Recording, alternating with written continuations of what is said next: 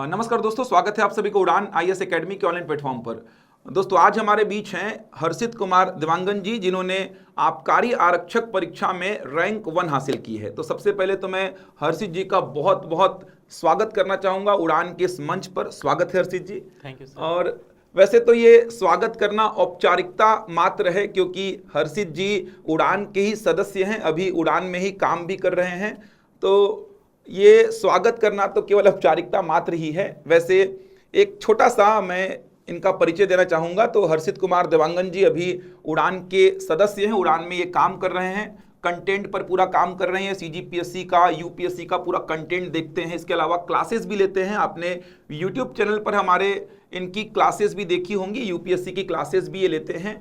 इन्होंने अभी जो रिजल्ट आया है हाल फिलहाल में आबकारी आरक्षक परीक्षा का, इसमें रैंक 1 हासिल की है।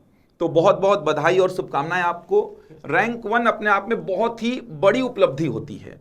100 अंकों में इन्होंने 91.5 अंक हासिल किए हैं। तो बहुत सारे बच्चे चाह रहे थे कि सर हर्षित जी आएँ और बातचीत करें, किस प्रकार से इन्होंने ये मेहनत की, ये इनका संघर्ष कैसा रहा। तो आज आप सभी के साथ हर्षित जी हैं, ये बातचीत करेंगे कि किस प्रकार इन्होंने आबकारी आरक्षक परीक्षा की तैयारी की। रैंक 1 अपने आप में बहुत ही बड़ी उपलब्धि होती है।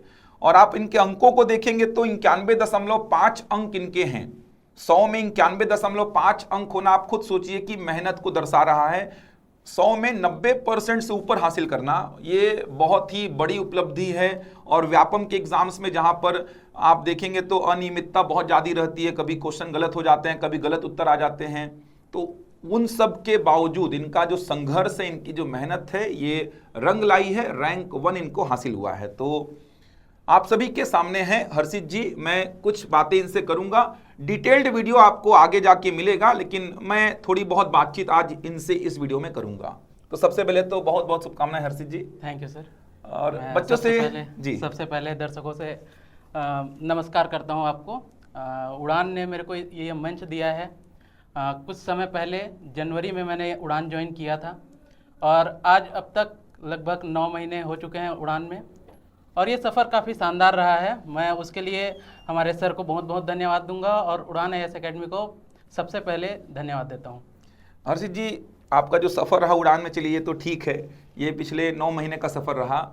इसके अलावा आपका जो पृष्ठभूमि था शिक्षा को लेकर के, आपकी शैक्षणिक शिक्षा, मतलब जो अगर बात करूँ शैक्षणिक बैकग्राउंड की बात करूँ, तो ये शैक्षणिक बैकग्राउंड कहाँ से आपका हुआ है, आप किस जिले से आप बिलोंग करते हैं, आपका जो ये जर्नी रहा है सरकारी नौकरी की तैयारी को लेकर के, थोड़ा हमारे जो दर्शक हैं उनको बताएंगे आप।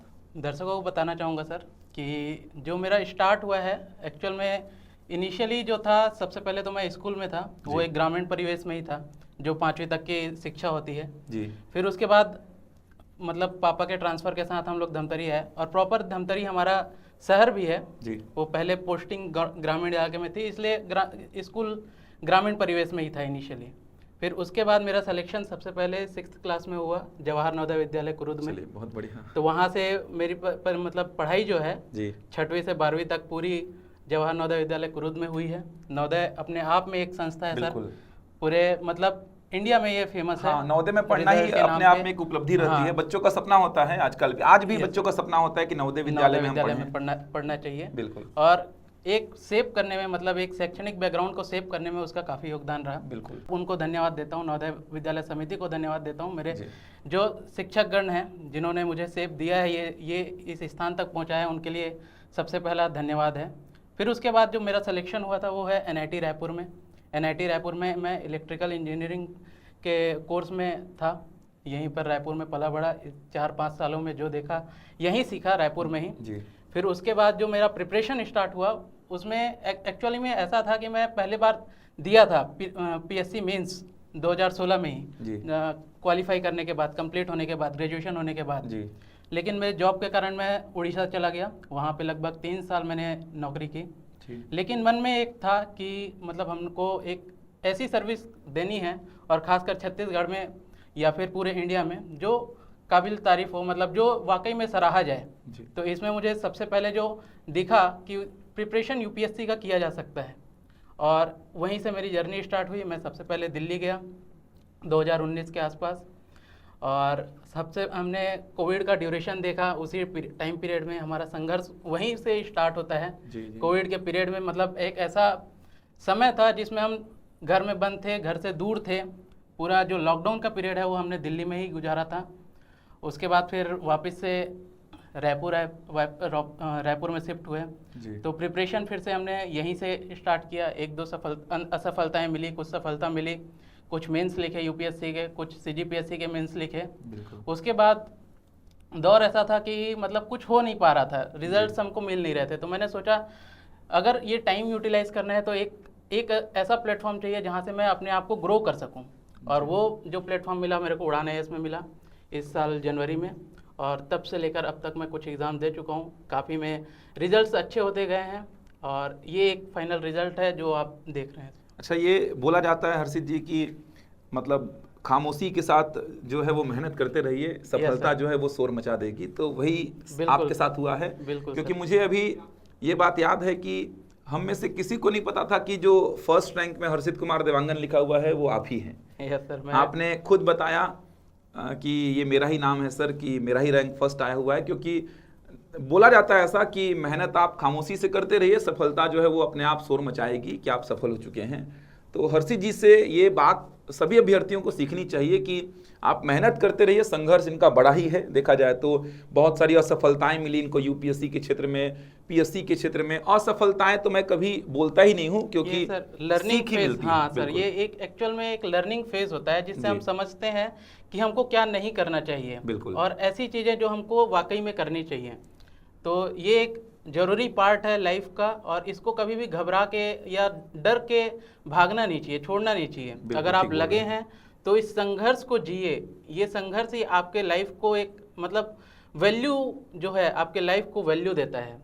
बिल्कुल, तो ये संघर्ष था इनका, और संघर्ष करना ही पड़ता है। ये सरकारी नौकरी की तैयारी ही ऐसी है कि आप देखेंगे तो 90% 95% जो अभ्यर्थी उनको संघर्ष करना ही पड़ता है। लेकिन संघर्ष करते करते आपको सफलता जरूर हासिल होती है अगर आप ईमानदारी से मेहनत कर रहे हैं तो बहुत सारी बातचीत है। वैसे तो हर्षित जी तो हमारे ही घर के ही है, मान लीजिए हमारे परिवार के ही है, उड़ान परिवार का एक हिस्सा है। तो हम तो हर्षित जी आगे भी बातचीत करते रहेंगे। बहुत सारे, अभी मैं शुक्रवार शनिवार को बिलासपुर में क्लास ले रहा था और उसी समय आपका रिजल्ट भी आया था। शुक्रवार को रात में रिजल्ट आया था, शाम को रिजल्ट आया। तो बिलासपुर के बहुत सारे बच्चे मुझसे बोल भी रहे थे कि सर हर्षित जी को हमारे सामने लाइए, हमसे बातचीत कराइए कि किस प्रकार से उन्होंने तैयारी की। क्योंकि 91 से ऊपर नंबर, मैं तो बोल रहा कि 80-85% ही लाना बहुत बड़ी बात होती है। अगर बात करूं मैं ये सरकारी नौकरियों के लिए जो एग्जाम्स होते हैं, यहाँ पर 80-85% स्कोर करना बहुत बड़ी बात है। तो 90% प्लस करना तो ये बहुत बड़ा अचीवमेंट है। तो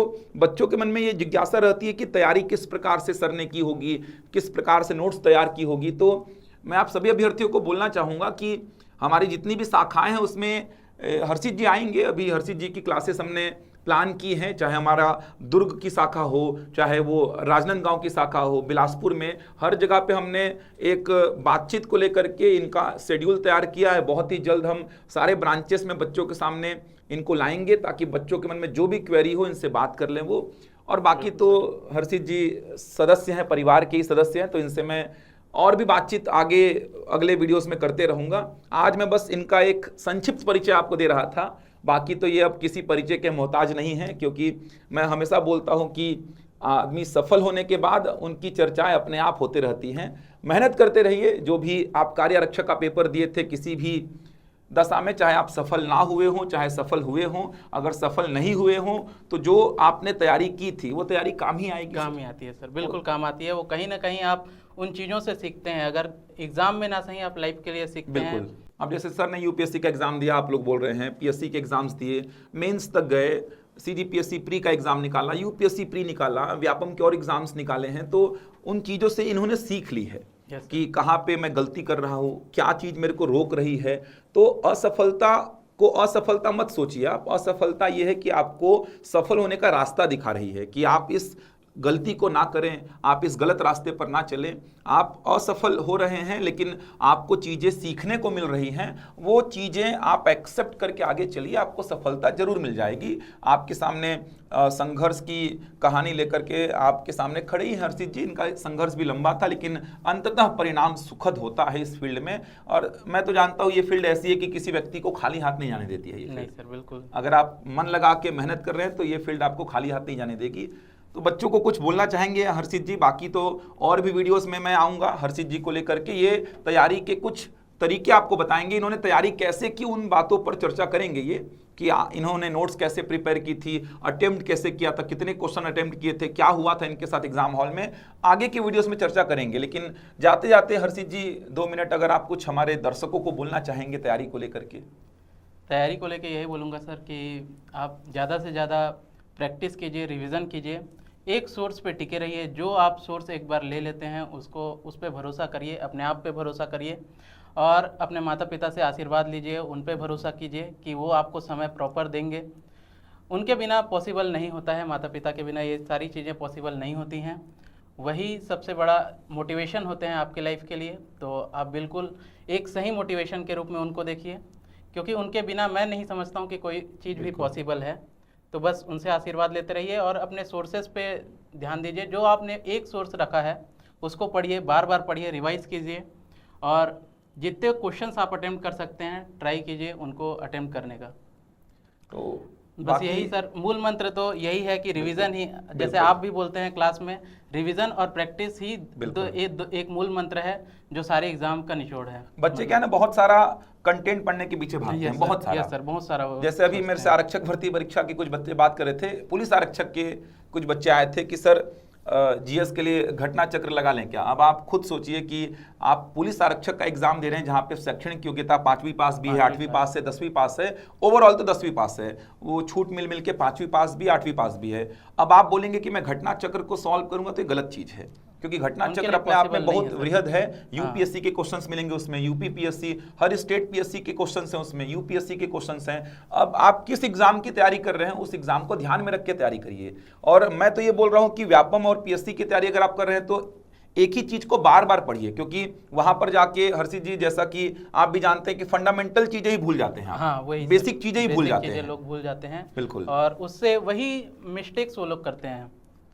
तो बेसिक अगर स्ट्रांग रहेगा तो जनरली बेसिक चीजें ही वहां पूछी जाती हैं, लेकिन बच्चे वो बहुत ज्यादा 2-3 बुक्स पढ़ने के चक्कर में वो बेसिक चीजों को ही भूल जाते हैं वहां पे, इसलिए उनका समय भी खराब होता है वहां पर और बहुत सारे क्वेश्चन गलत भी कर देते हैं।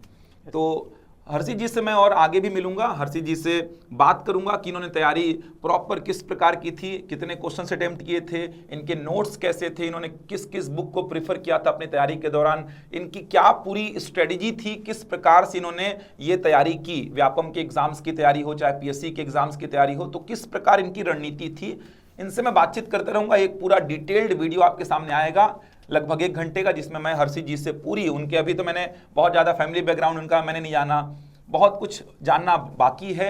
आबकारी आरक्षक का एग्जाम जब वो देने गए तो वो क्या सोच के गए थे, कितने क्वेश्चंस लगाऊंगा, कितने लगा लिए उन्होंने, बहुत सारी बातचीत है। तो ये आगे के वीडियोस में मैं लेकर के आऊँगा। आज के वीडियो में इतना ही, मिलेंगे हम आगे। धन्यवाद। धन्यवाद।